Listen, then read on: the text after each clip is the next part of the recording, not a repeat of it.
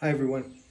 So this pretty much wraps up the cart build for this shipping container. I'm going to take it apart to show you its components, and maybe I'll talk a little bit about it as I do that. But we've got these shelves that come out, and then the frames come apart like this. And they're all modular, so you can mix and match them.